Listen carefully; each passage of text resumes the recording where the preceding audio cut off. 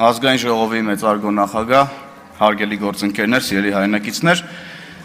նախորդ շաբաթվանից քննարկում ենք դատախազության զեկույցը եւ ականատես ենք մի հետաքրքիր տեսարանի նաեւ, այսպես ասած, վիզուալիզացիայի, ապօրինի գույքի բռնագանձման գործընթացը բնականon ճանապարհով ընթանում է եւ շուրջ 600 միլիոն դոլարի հասնող դրամական միջոցներ եւ գույքեր ուրեմն արդեն վերականգնվել են եւ միլիարդավոր դոլարների գույքեր ու դրամական միջոցներ էլ քննության փուլում են եւ գնահատման փուլում են եւ ահա ազգային ժողովում ինձանից ձախ նստած է, այսպես ասած, հայցվոր կողմը, քաղաքացիական պայմանագիր խմբակցությունը իդեմս Հայաստանի Հանրապետության քաղաքացու եւ ժողովրդի, պատասխանող կողմը Հայաստան խմբակցությունը եւ պատիվ ունեմ խմբակցությունը իդեմս Ռոբերտ Քոչարյանի եւ Սերժ Սարգսյանի եւ նրանց ուրեմն մերձավոր շրջանակների եւ ուրեմն գլխավոր դատախազը իդեմս Հայաստանի Հանրապետության քաղաքացու ներկայացուցչի եւ նրա զեկույցը, որտեղ արդեն մենք տեսնում ենք մեր քաղաքական հանձնառության արդյունքները թվերով եւ ինչն ամենակարևորն է, սիրելի հայրենակիցներ, այդ թվերը ձևավորվել են բացառապես իրավական եւ ինստիտուցիոնալ ճանապարհով։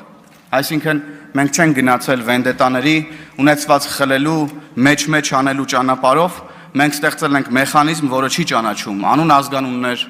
տարեթվեր, պաշտոններ եւ ծանոթներ։ Տիկին գլխավոր դատախազ, մենք շատ հաճախ ենք հանդիպում մարդկանց եւ վստահ եմ դուք էլ եք լսել այս պահանջը, մի շարք մարդկանց բռնելու մասին։ Այս ցուցակում առաջինները բնականաբար Ռոբերտ Քոչարյանը եւ Սերժ Սարգսյանն են, բայց այս դահլիճում էլ կգտնենք մարդկանց, որոնք ըստ էության առաջին հորիզոնականներում են, ըստ էության top 10-ում են գտնվում այն անունների, որոնց մասին մեր հայրենակիցները մեզ անընդհատ ասում են եւ գրեթե մեծամասնությունը ունի այս պահանջը։ Բայց ես ուրախությամբ եւ վստահաբար պետք է արձանագրեմ նորից, որ սիրելի ժողովուրդ, հարգելի գործընկերներ, մենք չենք գնացել եւ չենք գնալու սեփական քմահաճույքով գույքեր խլելու, առանց որևէ իրավական հիմքի մարդկանց բռնելու, ունեզրկելու ճանապարհով, երկիրը չենք տանելու կործանման, որովհետեւ դա կլինի ինքնաոչնչացման ամենաուղիղ եւ ամենակարճ ճանապարհը։ Կարճ ասած, մենք չենք դառնալու Ռոբերտ Քոչարյան կամ Սերժ Սարգսյան կամ ավելի պատկերավոր ասած Սերժ Քոչարյան, որովհետև մեզ համար ավելի կարևոր է, որ չլինեն անմեղ ազատազրկված մարդիկ, քան մի քանի մեղավոր եւ անգամ մի քանի սրիկա լինեն ազատության մեջ, որովհետև մեղավորների պատասխանատվության ժամանակը վաղ թե ուշ գալու է, իսկ անմեղների ժամանակը այլևս հետ չես բերի։ Մենք դրա ականատեսը նաեւ լինում ենք, տեսնելով թե ինչքան անմեղ մարդիկ են հայտնվել անազատության մեջ քաղաքական քմահաճույքներով։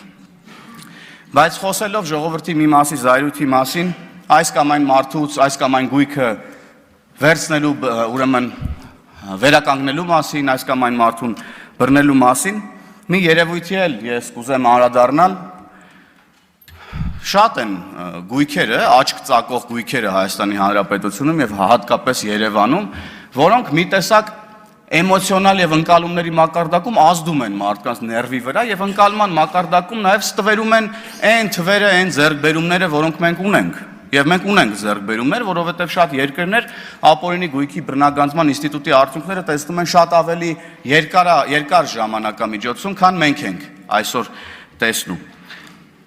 Եվ այդ գույքերը հիմնականում կենտրոնացած են Երևանում։ Ասենք կենտրոնում, որ կանգնում ես, Մայր Հայաստանի կողքին տեսնում ես վեր է խոյանում Գագիկ Խաչատրյանի շքեղ դղյակը, որը կարծես կոռուպցիա եւ թալանի հուշարձանը լինի Երևանի կենտրոնում։ Մանումենտով բարձրանում ես ձախի վրա, տեսնում ես ազգային ժողովի կերպարով Հովիկ Աբրահամյանի տունը, որ լոլիկներով էր կառուցել, կարծես թե, եւ սենց մարդիկ, մեր քաղաքացիները կարծում եմ նաեւ այնքան արմատացած եղել կոռուպցիան եւ թալանը Հայաստանի Հանրապետությունում եւ ավանդույթի նաեւ մշակութային արդեն ինչ որ բանա դառած եղել Հայաստանում, ազգային բանա դառած եղել Հայաստանում, կոռուպցիան ու թալանը, որ մեզ ինչ որ էմոցիոնալ եւ ընկալումների մակարդակում նաեւ ինչ որ քաղաքական միգուցե միջոցառումներ են պետք, ես չգիտեմ ինչեր են պետք, բայց այդ աչք ծակող գույքերը ես կարծում եմ դրանց հետ ինչ որ հանրային նշանակության փոփոխություններ են միգուցե պետք իրականացնել, երբ որ դրանք ուրեմն կհայտնվեն ապօրինի գույքի տիրույթում, ես հույս ունեմ, որ այս իմ թվարկած աչք ծակող գույքերը քննության եւ անգամ գնահատման փուլում են գտնվում։ Եվ քանի որ խոսեցի կոռուպցիա եւ թալանի հուշարձաններից, պետք է վերադառնամ ուրեմն Ազգային ժողովի դահլիճ, կոռուպցիա եւ թալանի կենթանի հուշարձանների մոտ, Հայաստան եւ պատիվ ունեմ խմբակցությունների մոտ։ Նախորդ շաբաթվա վերջին մեր գործընկեր, ընդդիմադիր Հայաստան խմբակցության քարտուղար Արծվիկ Մինասյանը հանդես եկավ մի շարք ֆանտաստիկ հայտարարություններով, ֆանտաստիկ ոչ թե դրանց առանձնահատկությունների, այլ անհնարինության իմաստով։ Խոսեց, ինձ թվում է, սա փորձ է ուրեմն մաքրել որոշ մարդկանց շատ կեղտոտ անունները, փորձ անելով մեզ հավասարեցնել եւ մեզ ուղղել նույն մեղադրանքները, որոնք ըստ էության իրականության մեջ վերաբերելի են բացարձակապես իրենց։ Մեզ ասում են, որ մենք թալանում ենք, մեզ ասում են, որ մենք դարձել ենք ամենահարուստները եւ այլն եւ այդպես շարունակ։ Եվ ըստ էության այս տեքստերը ասում են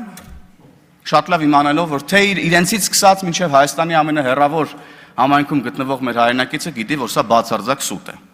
Օրինակ, պարոն Մինասյանը ինձ շատ է հանդիպում ավտոկայանատեղիում մեր ազգային ժողովի եւ օրինակ իմ մեքենան իր մեքենայից ավելի էժան է։ Ես իշխող խմբակցության քարտուղարն եմ, ինքը ընդդիմադիր։ Սենց ոնց կլինի։ Հիմա կարող է որ դուք սուտ դուրս չգաք, պարոն Մինասյան, մի հատ հասկանանք ձեր խմբակցությունից ում մեքենան է հարմար, փոխվենք, իմ մեքենան տամ ձեզ, ձեր մեքենան տվեք ինձ, որ ճիշտը վերականգնվի ու դուք սենց սուտ դուրս չգաք։ Կարանք քննարկենք այս հարցը, ես բացարձակ ուրեմն այս բանին